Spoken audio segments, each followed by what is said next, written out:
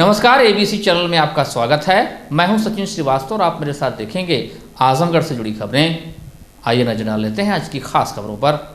खबर के प्रायोजक हैं Niswa girls inter college, Paharpur, Azamgarh. Admission open classes nursery to 11। IIT और नीट की तैयारी।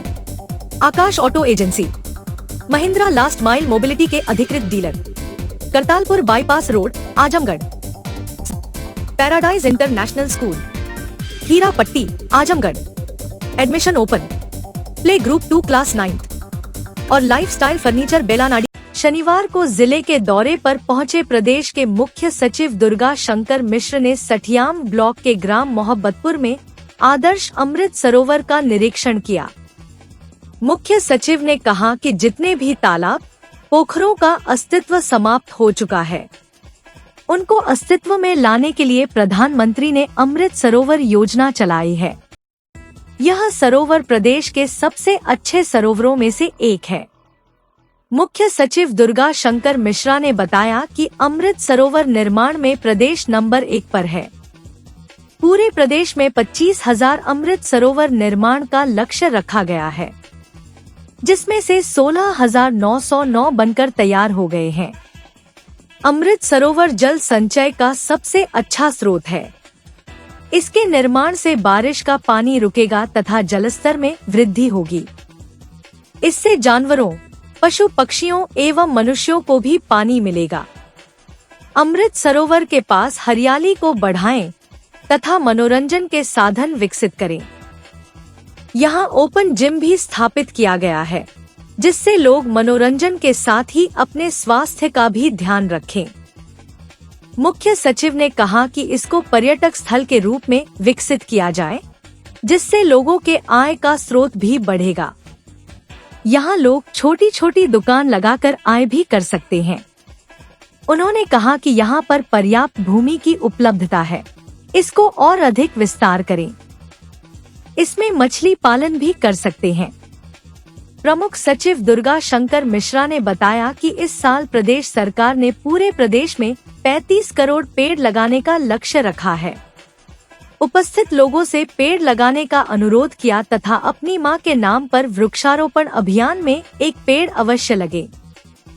उन्होंने अमृत सरोवर स्थल पर अमृत वाटिका लगाने एवं अमृत फलकम भी बनाने का सुझाव दिया। उन्होंने कहा कि इसके आसपास के अतिक्रमण को हटाया जाए। उन्होंने कहा कि सरोवर के जल स्तर को मापने के लिए लट्ठा लगाया जाए। इसके किनारे नींबू, करौंदा, मेहंदी एवं हरियाली के लिए अच्छे पौधे लगाए जाएं। इस अवसर पर मुख्य सचिव ने अमृत सरोवर पर वृक्षारोपण भी किया। इस समय सठियाम ब्लॉक आजमगढ़ जनपद के गांव मोहब्बतपुर गांव में इसमें मैं मौजूद हूं और यहाँ पे एक अमृत सरोवर बना हुआ है। उस अमृत सरोवर के निरीक्षण के समय मेरे साथ यहाँ के जिलाधिकारी विशाल भारद्वाज जी भी हैं। यहाँ गांव के प्रधान जो है, क्या नाम प्रधान जी? जयप्रकाश जी यहाँ के ग्राम प्रधान भी और तमाम सारे लोग हैं। मैं सबसे पहले तो यहाँ के ब्लॉक प्रमुख जी को और गांव को इस बात के लिए बहुत बहुत बधाई दूंगा कि उन्होंने अमृत सरोवर की योजना जो है, हमारे माननीय प्रधानमंत्री जी ने गाँव में जो पोखरी तालाब जो हुआ करते थे पूरे खत्म हो गए थे। क्योंकि मैं भी एक दूसरे गांव का रहने वाला हूं। यहाँ से 60 किलोमीटर पर मेरा गांव है। हमारे गांव में पोखरा होता था और वहाँ बचपन में स्नान भी करते थे, तैरते भी थे, पूजा पाठ का भी सारा चीज़ हुआ करता था। वो बिल्कुल खत्म हो गए थे, हर गाँव में खत्म हो गए थे। एक बार दोबारा माननीय प्रधानमंत्री जी ने अमृत सरोवर योजना के नाम पर इसको शुरुआत किया और हमारा प्रदेश जो है इस अमृत सरोवर योजना में हिंदुस्तान में, पूरे देश में नंबर 1 है। हमारे यहाँ लगभग 25,000 स्थान चिन्हित हुए अमृत सरोवर बनाने के लिए, जिसमें आज की डेट में लगभग 17,000 हमारे अमृत सरोवर पूरे उत्तर प्रदेश में बनकर तैयार है। 16,909 अमृत सरोवर हमारे बनकर तैयार है, जो पूरे देश में जो दूसरा नंबर प्रदेश का है वो हमसे 1/3 भी हमारे नहीं किया हुआ है। इतना ज़्यादा हमने पूरे प्रदेश में अमृत सरोवर किया है। अमृत सरोवर योजना जो है, एक तो जब इससे पानी रुकता है तो आसपास का जल स्तर बढ़ता है। जब इसमें अमृत सरोवर में पानी रुकता है तो उससे वहाँ पे जो हमारी सबसे ज़्यादा, जिसको हम लोग चिन्हित नहीं करते हैं, चिड़िया है, जो जानवर हैं, इंसान है, सबके लिए पानी जो है बहुत आवश्यक है। हम सबकी ज़िंदगी के लिए पानी तो हमारे लिए अमृत है। तो वो अमृत सरोवर योजना से वहाँ पे सबको पानी मिलता है। अमृत सरोवर योजना से जो कम से कम जो पानी बह करके यहाँ से निकल जाता था, अब यहीं पे इकट्ठा हो जाता है और उससे हमारी इस आसपास में नमी बनी रहती है। तो माननीय प्रधानमंत्री जी ने अपेक्षा की न केवल अमृत सरोवर बनाए, बल्कि अमृत सरोवर के साथ ही साथ अमृत वाटिका भी बनाए। और वो अमृत वाटिका के लिए यहाँ पे मैंने प्रधान जी से अभी अपने एक पेड़ यहाँ पे लगाया है और मैंने प्रमुख जी से निवेदन किया, जो इसके प्रेरणा स्रोत है, कि उनसे निवेदन किया कि यहाँ पे एक अमृत वाटिका आप डेवलप करिए, जिसमें इतने पेड़ हो कि जब लोग वहाँ पे इसके मनोरंजन, हमारा पानी भी और साथ में हरियाली भी, ये दोनों साथ साथ होना चाहिए। जो हमारा अमृत सरोवर है वहाँ पे तमाम लोग पूजा पाठ करने भी, हमारे बहुत सारे जो पर्व त्यौहार जो आते हैं, चाहे वो छठ का पूजा होता है, चाहे वो हमारा जो पंचमी जो होती है, नाग पंचमी का पूजा होता है, बहुत सारे हमारे पूजा त्यौहार जो है, शादी ब्याह फंक्शन, हर जगह पानी के बगैर हमारा कुछ होता नहीं है।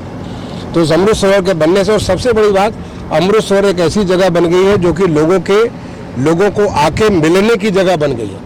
मुझे बड़ी खुशी हुई। देखिए, अमृत सरोवर तो हमने बहुत देखे हैं, पूरे प्रदेश में हमने अमृत सरोवर सैकड़ों देखे होंगे। हर जिले में जहाँ जाता हूँ, उस जिले में मैंने कलेक्टर साहब से बोल रखा है कि मुझे अमृत सरोवर जरूर देखना है। लेकिन अमृत सरोवर जो मुझे देख के आज यहाँ पे खुशी हुई कि इस अमृत सरोवर को उन्होंने बिल्कुल इतना सुंदर सजा रखा है और यहाँ पे बोटिंग की व्यवस्था कर रखी है। आजमगढ़ यहाँ से मुश्किल से 6-7 किलोमीटर की दूरी पे लोगों के लिए पर्यटन का स्थल भी बना दिया। यहाँ पे जो दीवारों पे जिस प्रकार का सजावट किया गया है, यहाँ पे जिस प्रकार से बोटिंग की व्यवस्था की गई है, यहाँ पे बीच में फव्वारे की व्यवस्था की गई है, यहाँ पे मछलियों को रख करके लोगों को दाना खिलाने के लिए, क्योंकि हम लोग मछली में हम लोग उसको जो है शुक्र मुनि को जो हम लोग उसको देखते हैं, तो वो लोगों के मन के उस भाव को पढ़ते हुए एक प्रकार से पर्यटक का स्थल भी बना दिया है। मैंने ये भी अभी अनुरोध किया, क्योंकि आसपास में और थोड़ा लो लाइंग एरिया, उसको भी और लंबा करके यहाँ पे बड़ा तालाब बना सकते हैं और तालाब बना करके वहाँ पे मछली पालन भी कर सकते हैं। और जिस उद्देश्य के साथ माननीय प्रधानमंत्री जी ने पूरे देश भर में इस कार्य को किया, उस काम को पूरा कर सकते हैं। और उसी चीज़ को माननीय मुख्यमंत्री जी ने पूरे प्रदेश में अमृत सरोवर में जब योजना चालू की गई, तो उसमें हुआ कि हम प्रदेश में, पूरे देश में सबसे आगे रहेंगे। तो उन्होंने कहा हर गाँव सभा में हम लोग एक अमृत सरोवर बनाएंगे। तो जहाँ कहीं भी पोखरी तालाब है वहाँ पे अमृत सरोवर बनाने के लिए। और अभी तो देखिए, अभी प्रचंड गर्मी पड़ रही है, टेम्परेचर 45-46 डिग्री तक का टेम्परेचर अभी जा रहा है। अगर आपको इतनी गर्मी से निजात पाना है और प्रकृति को आपको बचाना है, तो उसके लिए पानी बहुत आवश्यक है, जल संरक्षण बहुत आवश्यक है। तो न केवल अमृत सरोवर, बल्कि इसके अलावा हर आदमी के घर के ऊपर जो है जल संरक्षण के लिए जो है रूफ टॉप हार्वेस्टिंग, जगह जगह जो खेतों में तालाब, जो खेत तालाब की हमारी योजना, खासतौर से बुंदेलखंड में बहुत ज़्यादा वो पॉपुलर हमारी योजना है, लोकप्रिय योजना है। तो खेतों में तालाब, जैसे पानी वहाँ पे संचित होगा तो खेत में सिंचाई का साधन बना रहेगा। थोड़ा जमीन जाती है, उसी में आप मछली का पालन करेंगे, एक अलग से स्रोत आपका बन जाएगा। खेतों के मेड़ पे पेड़, ये भी बहुत आवश्यक योजना है, जिसको अभी जो देखेंगे कि अभी बरसात के महीने में हमारे प्रदेश में पिछले साल लगभग 36 करोड़ पेड़ लगाए गए थे। इस साल भी 35 करोड़ से पेड़ ज़्यादा लगाने का लक्ष्य रखा गया। उसका पूरी डिटेल प्लानिंग हम लोगों ने कर ली है। तो जब हम पेड़ लगाएंगे, तो पेड़ लगाने के साथ साथ हमारा जो है एक बेहतर जो है प्रकृति को संवर्धन में हमारे काम आएगा। अभी माननीय प्रधानमंत्री जी ने सबको एक प्रेरणा दी कि माँ के नाम एक पेड़। मैंने माँ हमारी जो होती है, हमारा जो आपकी माँ अगर जिंदा है तो आपको मालूम है कि कितना आपका लालन पालन पोषण करती है, और जब नहीं है तो आपको याद होगा कि कैसे आपको आज आप वहाँ पहुँचे। तो अपने माँ के नाम, ट्री फॉर मदर। तो माँ के नाम पेड़ आप बनाएंगे, तो फिर माँ को जैसे जितना प्यार देते थे, वैसे अब अपने पेड़ को भी प्यार आप देंगे। तो ये एक माहौल अगर चलेगा तो हमारे यहाँ पे प्रकृति के संरक्षण में बहुत काम आएगा। आजमगढ़ के जहानागंज थाना क्षेत्र में बैंक मित्र से हुई लूट में शामिल 2 अपराधियों के साथ शनिवार की सुबह पुलिस से मुठभेड़ हो गई। इस घटना में एक बदमाश के पैर में गोली लगी और दूसरा बदमाश फरार हो गया। घायल बदमाश को पुलिस ने गिरफ्तार कर उपचार के लिए अस्पताल में भर्ती कराया। पुलिस ने बदमाशों के पास से लूट के 93,000 रुपए, असलहा और एक मोटरसाइकिल को बरामद किया है। बताते चले कि 2 जून को मेहनगर थाना क्षेत्र के बचवल गांव निवासी प्रशांत पांडे ने 2 जून को पुलिस को तहरीर दी कि वह यूनियन बैंक ऑफ इंडिया की सिंगापुर शाखा में बैंक मित्र है। चक्रपानपुर बाजार में निधि पुस्तक भंडार के नाम से दुकान भी है। वादी अपनी दुकान बंद करके एकोना हैदराबाद सिसवा रोड से घर जा रहा था कि कब्रिस्तान के पास 3 लड़कों ने रोका और असलहा सटाकर मोबाइल, गाड़ी की चाबी व बैग छीन लिए, जिसमें करीब 3 लाख रुपए नगद, 2 device machine, 1 ATM, device register, dress और बैंक के कुछ कागजात थे। तहरीर के आधार पर पुलिस ने मुकदमा दर्ज किया। इसकी विवेचना निरीक्षक अपराध सुरेंद्र कुमार दुबे द्वारा की जा रही है। विवेचना में 2 अभियुक्तों विशाल यादव ग्राम सिसवा और आकाश शर्मा ग्राम चौबेपुर मटियवना का नाम प्रकाश में आया। इन दोनों को पुलिस ने पहले ही मुठभेड़ में गिरफ्तार कर जेल भेज दिया। इस प्रकार पुलिस ने इस मामले में कुल आरोपियों को पहले ही गिरफ्तार कर जेल भेज चुकी है। शेष आरोपियों की तलाश पुलिस द्वारा की जा रही थी। शनिवार की सुबह प्रभारी निरीक्षक जहानागंज कृष्ण कुमार गुप्ता को सूचना मिली कि बैंक मित्र से लूट के आरोपी ताड़ी मोड़ से धनहुआ की ओर किसी घटना को अंजाम देने जा रहे हैं। इस सूचना पर पुलिस ने मसीविर महुआ गांव के पास सुखी नहर के किनारे रोड पर ताड़ी से आने वाली वाहनों को चेकिंग शुरू कर दी। थोड़ी ही देर में ताड़ी की तरफ से एक मोटरसाइकिल पर सवार 2 लड़के दिखाई दिए, जो चेकिंग कर रहे पुलिसकर्मियों को देखकर अपनी बाइक ग्लैमर को वापस मोड़ने का प्रयास करने लगे कि रोड पर दोनों लड़के बाइक फिसल जाने के कारण गिर गए। दोनों रोड के किनारे सुखी नहर में उतरकर पुलिसवालों पर जान से मारने की नियत से फायरिंग करते हुए भागने लगे। पुलिस द्वारा की गई जवाबी फायरिंग में जहानागंज थाना क्षेत्र के चकिया भटौली गांव निवासी साजन तिवारी पैर में गोली लगने से घायल हो गया।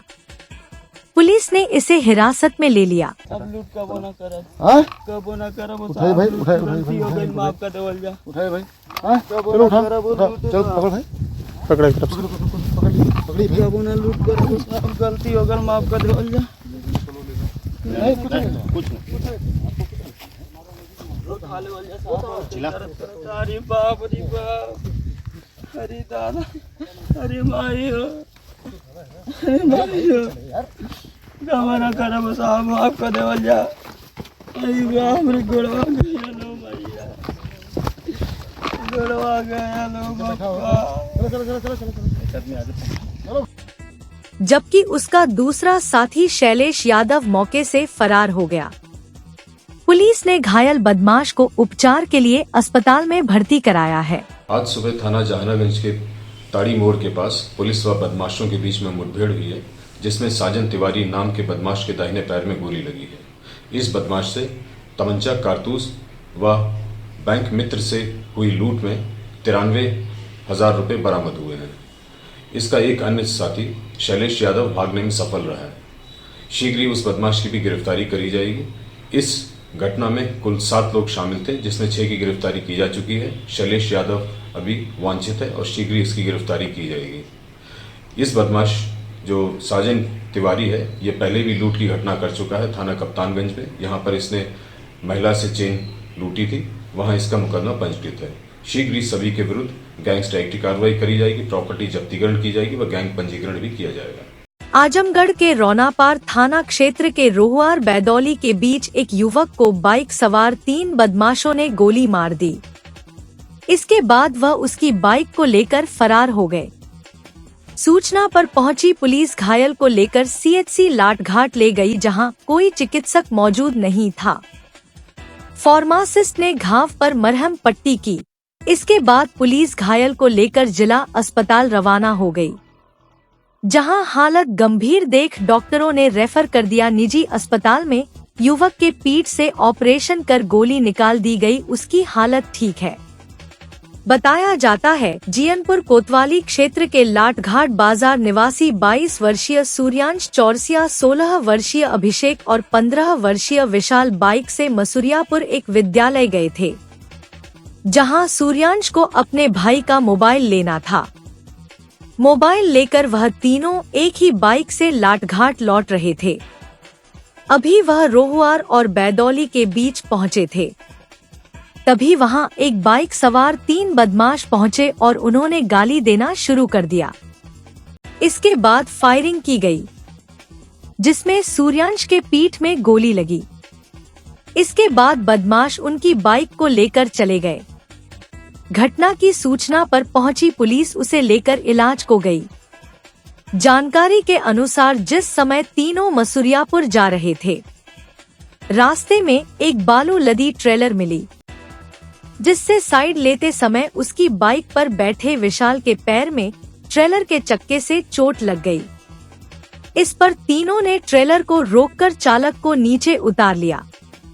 इसके बाद ट्रेलर चालक ने उनके मोबाइल पर फोन पे के जरिए इलाज के लिए 400 रुपए भेजे। संभावना जताई जा रही है कि ट्रेलर चालक वहीं आसपास की रहने वाला था। उसने इसके बाद किसी को फोन किया और उसके जानने वालों ने ही इस घटना को अंजाम दिया है। फिलहाल जानकारी होते ही एसपी ग्रामीण मौके पर पहुंच गए और उनके द्वारा घटना की छानबीन की गई।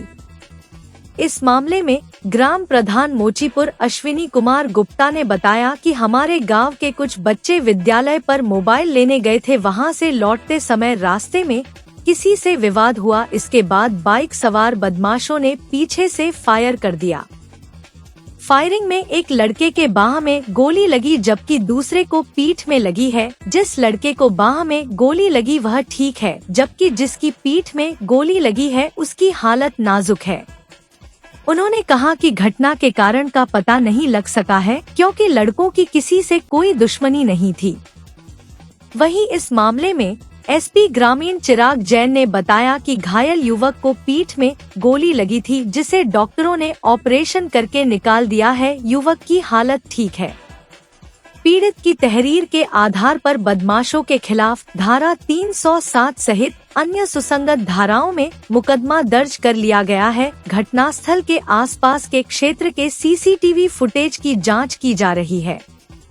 एसपी ग्रामीण ने बताया कि पीड़ित युवक ने आशंका जताई है कि रास्ते में ट्रेलर वाले से विवाद हुआ था। इसी विवाद में फायरिंग की गई है। सभी तथ्यों की जांच की जा रही है। जांच के आधार पर आगे की कार्रवाई की जाएगी। कि हमारे गांव के कुछ बच्चे गए थे मसूरियापुर विद्यालय पे मोबाइल लेने के लिए, तो रास्ते में उन लोगों से कुछ विवाद हुआ था कि क्या हुआ था, लेकिन जब उधर से सब लौट रहे थे तो वही बेलकुंडा बेदौली के पास से उन लोगों का पीछा करते हुए मोटरसाइकिल आई है और पीछे से ही सब गोली चला दिए हैं, जिसमें एक लड़के को बाह पर गोली लगी है और एक लड़के के पीठ में लग गई है। क्या स्थिति है इस समय दोनों लड़कों की? एक लड़का तो ठीक है फिलहाल में, दूसरे लड़के की स्थिति बहुत ही गंभीर है। क्या नाम है उसका? सूर्यांशु चौरसिया की स्थिति बहुत गंभीर है। अभी तक पता चला किसने गोली चलाया? नहीं, अभी तक ये तो कुछ भी नहीं पता चला है। न कोई रंजिश पता चला है, न कोई दुश्मनी पता चली है, कुछ भी नहीं पता चला है हम लोगों को। बस हम लोग तो अभी हॉस्पिटल में लेकर ही उसको परेशान है। 21 जून 2024 को थाना रौनापार पर समय शाम 4 बजे लगभग ये सूचना प्राप्त हुई कि एक व्यक्ति जो मोटरसाइकिल पर अपने दोस्तों के साथ जा रहा था को 3 व्यक्ति जो मोटरसाइकिल पर सवार थे द्वारा गोली मार दी गई है और उनकी मोटरसाइकिल को लेकर चले गए हैं। जिस सूचना पर तत्काल थाना रौनापार की पुलिस मौके पर पहुंची। मौके पर घायल व्यक्ति को उपचार हेतु जिला सदर अस्पताल भर्ती कराया गया। उसके पीठ पर गोली लगी थी, जिस गोली को निकलवा दिया गया है और व्यक्ति की हालत सामान्य है। इसकी तहरीर पर मुकदमा पंजीकृत कर लिया गया अंतर्गत धारा 307 एवं अन्य सुसंगत धाराओं में। विवेचना के क्रम में हम लोगों द्वारा सीसीटीवी फुटेज को जो आसपास के क्षेत्र के लोग थे जहां पे मौजूद थे उनसे पूछताछ की जा रही है। सीसीटीवी फुटेज को खंगाला जा रहा है और इस मामले में यह भी बात संज्ञान में आई है कि पीड़ित व्यक्ति की ट्रेलर के संबंध में वाद विवाद हुआ था, जिसके कारण उसको आशंका है कि उसी वाद विवाद के कारण मेरे को गोली मारी गई है। इन सभी तथ्यों पर जांच की जा रही है। जांच के आधार पर जो साक्ष्य प्राप्त होंगे उसके आधार पर गिरफ्तारी कर सुनिश्चित की जाएगी। आजमगढ़ से वाराणसी रोड पर बिना कार्य पूरा हुए टोल टैक्स लेना व मोहम्मदपुर से फरीहा निजामाबाद वाले रोड पर लोहे का बैरियर लगाकर मार्ग अवरुद्ध करने के संबंध में भाजपा के जिला उपाध्यक्ष हरिवंश मिश्रा के नेतृत्व में ग्रामीणों ने जिला प्रशासन को अपना ज्ञापन सौंपा। उन्होंने कहा कि आजमगढ़ से वाराणसी रोड पर बिना कार्य पूरा हुए टोल टैक्स लेना आरंभ कर दिया गया है एवं मोहम्मदपुर से फरीहा निजामाबाद वाले रोड पर लोहे का बैरियर लगाकर रास्ता अवरुद्ध करके टोल टैक्स वाले रास्ते पर जाने के लिए मजबूर करके टोल टैक्स वसूली कराए जाने का कार्य किया जा रहा है, जिससे जनता में काफी असंतोष है व शासन प्रशासन के प्रति एक खराब संदेश जा रहा है। उन्होंने यह भी पूछा कि आजमगढ़ से वाराणसी रोड पर ही पांडेपुर से पहले टोल टैक्स चालू किया गया था, जो जनता के विरोध के कारण रास्ता अपूर्ण होने के कारण ही टोल टैक्स को बंद कर दिया गया है। ऐसी स्थिति में उसी मार्ग पर आजमगढ़ जनपद के अंतर्गत टोल टैक्स लेना कहां तक न्यायोचित है। उन्होंने कहा कि जब तक आजमगढ़ वाराणसी मार्ग पर कार्य पूर्ण नहीं हो जाता है, तब तक टोल टैक्स की वसूली बंद कराने एवं मोहम्मदपुर से फरीहा निजामाबाद वाले रोड पर लगे लोहे का बैरियर को तत्काल हटवाया जाए, जिससे शासन प्रशासन के प्रति जनता में एक सही संदेश जा सके। आजमगढ़ बनारसी मार्ग है, जहां पर अभी निर्माणाधीन सड़क पर ये लोग जो टोल टैक्स ले रहे हैं दुर्भाग्यपूर्ण है। वहाँ से ग्रामीणों और कुछ गाड़ी वाहन मालिक भी आए हुए हैं यहाँ पे, और ये लोगों का कहना था, तो हम लोगों ने कल उसका देखा, सर्वे किया, तो जो जौनपुर से आता है, जो मोहम्मदपुर से आता है, उसको भी उधर से फरिया से उधर अगर निकलना है कप्तानगंज तो निकल जाता था। लेकिन कल टोल टैक्स की गुंडई, जो उनके मालिक जो लिया है ठेका, उसका गुंडई कि उसने वहाँ पर जिस तरीके से ज़बरदस्ती वहाँ के लोगों को मना करने के बाद उसने लोहे का एंगल लगा करके जाम किया। और इतना ही नहीं, मानवता वहाँ खत्म हो जाती है जब एम्बुलेंस जा रही हो और उसका लगाने वाला व्यक्ति उसको हटाया नहीं, एम्बुलेंस हॉर्न देती रही और वहाँ पे मरीज तड़पता रहा, तब ये मानवता तरफदार हो रही थी। और सरकार को बदनाम करने का प्रयास जो किया गया, ये दुर्भाग्यपूर्ण है। इसलिए हम तुरंत कल ही अधिकारियों से वार्ता हम लोगों ने किया है, और ये हमारे जितने भी भाई वहाँ से आए हैं, ये लोगों ने भी वहाँ पे जा कर के वहाँ पे रोकने का प्रयास किया, लेकिन नहीं रुका। हमने कहा है अभी अधिकारी को ज्ञापन देते हुए कि लोकतंत्र के हिसाब से हम लोग ये मांग करते हैं कि तत्काल वहाँ पे वो बैरियर को हटाया जाए, और जब तक वो रोड क्लियर नहीं हो जाता तब तक वो वहाँ से टोल नहीं लिया जाना चाहिए।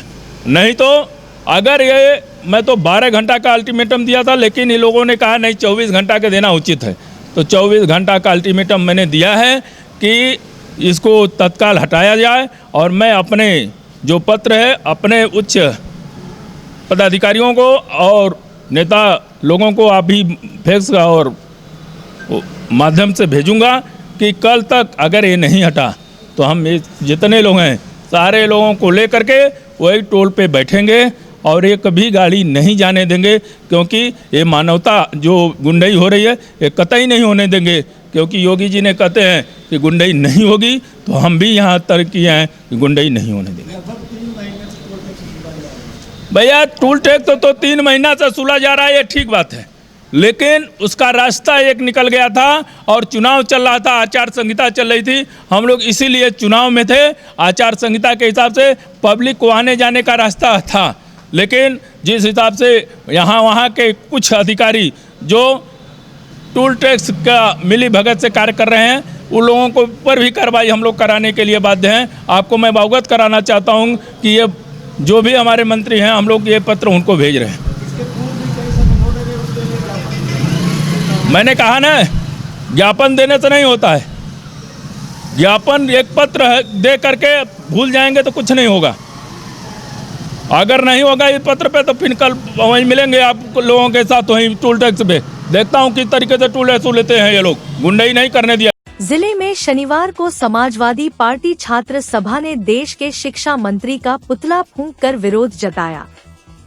समाजवादी छात्र सभा के जिला अध्यक्ष कुणाल मौर्य के नेतृत्व में कलेक्ट्रेट गेट के सामने केंद्रीय शिक्षा मंत्री धर्मेंद्र प्रधान का पुतला फूंककर विरोध जताते हुए कहा कि नीट की परीक्षा रद्द की जानी चाहिए। इसके साथ ही धर्मेंद्र प्रधान मुर्दाबाद के नारे लगाने के साथ भाजपा सरकार वीक है, सारे पेपर लीक है के नारे भी लगाए। प्रदर्शन कर रहे छात्रों का कहना है कि केंद्रीय शिक्षा मंत्री को अपने पद से नैतिकता के आधार पर इस्तीफा दे देना चाहिए।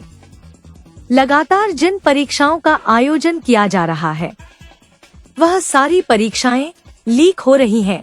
निश्चित रूप से यह एक बहुत बड़ा फेलियर है। इसके साथ ही प्रदर्शन कर रहे छात्रों का कहना था कि केंद्रीय शिक्षा मंत्री को अपने पद से नैतिकता के आधार पर इस्तीफा दे देना चाहिए। लगातार जिन परीक्षाओं का आयोजन किया जा रहा है वह सारी परीक्षाएं लीक हो रही हैं। निश्चित रूप से इसे छात्र अपने आप को ठगा महसूस कर रहा है। समाजवादी पार्टी के इस विरोध प्रदर्शन में छात्र नेता गोलू यादव, आशीष मौर्य, अखिलेश पांडे सहित बड़ी संख्या में पदाधिकारी और कार्यकर्ता उपस्थित रहे, जिन्होंने अपना विरोध दर्ज कराया। मुर्दाबाद मुर्दाबाद मुर्दाबाद, धर्मेंद्र प्रधान मुर्दाबाद मुर्दाबाद मुर्दाबाद, भाजपा सरकार मुर्दाबाद मुर्दाबाद मुर्दाबाद, धर्मेंद्र प्रधान इस्तीफा दो इस्तीफा दो इस्तीफा दो, धर्मेंद्र प्रधान इस्तीफा दो इस्तीफा, मुर्दाबाद मुर्दाबाद मुर्दाबाद, धर्मेंद्र प्रधान मुर्दाबाद मुर्दाबाद मुर्दाबाद, भाजपा सरकार वीक है, सारे पेपर लीक है, भाजपा सरकार वीक है, सारे पेपर लीक। आजमगढ़ जनपद में आगामी बरसात के मौसम से पहले आजमगढ़ के महुला गढ़वल बांध पर महुला से पश्चिम 8 किलोमीटर दूर गंगेपुर दूसवा ग्राम में बाढ़ आपदा से बचाव के लिए आपदा राहत टीम व एनडीआरएफ एवं जिला आपदा प्रबंधन प्राधिकरण तथा अन्य संस्थाओं द्वारा मॉक ड्रिल किया गया। जिलाधिकारी विशाल भारद्वाज के निर्देश पर एनडीआरएफ के उप महानिरीक्षक मनोज कुमार शर्मा की मार्गदर्शन में एनडीआरएफ गोरखपुर की टीम व जिले के स्वास्थ्य विभाग, सिंचाई विभाग, जिला पुलिस, पीएससी आदि टीमों द्वारा बाढ़ आपदा होने पर खोज, राहत व बचाव कार्य के लिए मॉक का संयुक्त अभ्यास किया गया, जिसका मुख्य उद्देश्य बाढ़ ग्रस्त इलाकों में घायल बच्चों के व्यक्तियों को अमूल्य जीवन की रक्षा करना, सभी रिस्पांस एजेंसियों को रिस्पांस चेक करना व सभी स्टेक होल्डर्स के बीच में आपसी समन्वय स्थापित करना है। मॉक अभ्यास द्वारा पानी में खोज, राहत व बचाव कार्य के संचालन में आने वाली कमियों की समीक्षा कर उन्हें दूर करना भी है। इस मॉक अभ्यास के प्रथम चरण में जिला आपदा प्रबंधन प्राधिकरण आजमगढ़, एनडीआरएफ के अधिकारियों व जिलाधिकारी, जिला पुलिस, स्वास्थ्य विभाग, पीएससी, लोक निर्माण विभाग, अग्निशमन विभाग, विकास विभाग, बाढ़ खंड, सिंचाई विभाग, बिजली विभाग, कृषि विभाग आदि के अधिकारी द्वारा बैठक कर इस मॉक अभ्यास के संपूर्ण रूपरेखा तैयार की गई। इस मॉक अभ्यास का नेतृत्व जिला आपदा प्रबंधन प्राधिकरण एवं एनडीआरएफ के कुशल दिशा निर्देशन में निरीक्षक दीपक कुमार मंडल द्वारा गोरखपुर के 37 सदस्यीय टीम द्वारा किया गया। उप कमांडेंट प्रेम कुमार पासवान ने बताया कि आपसी समन्वय से सकारात्मक पहल व सशक्त रिस्पांस सिस्टम को विकसित करने तथा बाढ़ जैसी आपदा से होने वाली क्षति को कम किया जा सकता है। दुर्घटनाओं से आसानी से निपटा भी जा सकता है। इस दौरान जिलाधिकारी आजमगढ़ विशाल भारद्वाज, प्रभारी अधिकारी आपदा विवेकानंद दुबे, तहसीलदार सगड़ी राजकुमार बैठा, एसडीएम सगड़ी डॉक्टर चंदन कुमार, आपदा विशेषज्ञ जिला आपदा प्रबंधन प्राधिकरण आजमगढ़ के देखरेख में संपन्न हुआ। निस्वा गर्ल्स कॉलेज पहाड़पुर आजमगढ़ के सबसे पुराने कॉलेजेस में से एक है, जो 1938 से विज्ञान, वाणिज्य, कला के क्षेत्र में उत्कृष्ट शिक्षा प्रदान कर रहा है। इसने कक्षा 9वीं से 12वीं तक आईआईटी और नीट की तैयारी के लिए ग्रेविटी इंस्टीट्यूट लखनऊ के साथ इंटीग्रेटेड कक्षाएं भी शुरू की हैं। कक्षा नर्सरी से 11वीं तक प्रवेश खुला है। उच्च अनुभव वाले शिक्षकों के साथ उत्कृष्ट शिक्षण पद्धति, पूर्ण सुसज्जित कंप्यूटर लैब, पुस्तकालय और विज्ञान प्रयोगशाला, 24/7 सीसीटीवी निगरानी, पावर बैकअप। न्यू एडमिशंस के लिए फॉर्म और प्रोस्पेक्टस अवेलेबल है, तो जल्दी करें। Akash auto agency, Mahindra last mile mobility के अधिकृत dealer, Kartalpur bypass road, Azamgarh. Mahindra 3 wheeler electric passenger वाहन ट्रियो यारी, ट्रियो ऑटो और ट्रियो प्लस। एक बार चार्ज कीजिए और करिए 150 किलोमीटर तक का लंबा सफर। बैटरी पर 5 साल की वारंटी। इलेक्ट्रिक माल वाहक जोर grand PU half. Acid battery में अल्फा सुपर और अल्फा कार्गो वाहन। डीजल माल वाहन महिंद्रा जीतो, डीजल 3 व्हीलर माल वाहन alpha plus loader, lifestyle furniture, Belnadi, Azamgarh. सभी प्रकार के फर्नीचर एवं इलेक्ट्रॉनिक सामानों की भरपूर रेंज उपलब्ध। हमारे यहाँ EMI की सुविधा 0% ब्याज पर उपलब्ध। इलेक्ट्रॉनिक सामानों में LED TV, refrigerator, washing machine, air conditioner, air cooler, deep freezer, water cooler, mixer juicer, iron, fan, induction, battery, inverter, electric geyser, gas geyser, आटा चक्की इत्यादि। फर्नीचर के सामानों में बेड, गद्दा, सिंगारदान, अलमीरा, sofa, table, chair, rack, stool, संदीली, सीढ़ी, डाइनिंग टेबल, झूला आदि। शादी विवाह की हो तैयारी या ऑफिस और घर के लिए सामानों की करनी हो खरीदारी, पहुंचिए lifestyle furniture, Belnadi, Azamgarh. Paradise International School, a CBSE board, co-ed English medium school, a place for your lovely kids in your nearby vicinity. Paradise International School focuses on the overall development of a child, academically, psychologically, as well as physically. It focuses on sports activity to bring best out of every child by training their minds and body for competitive environment. Admission open for playgroup to class 9th, CBSE board.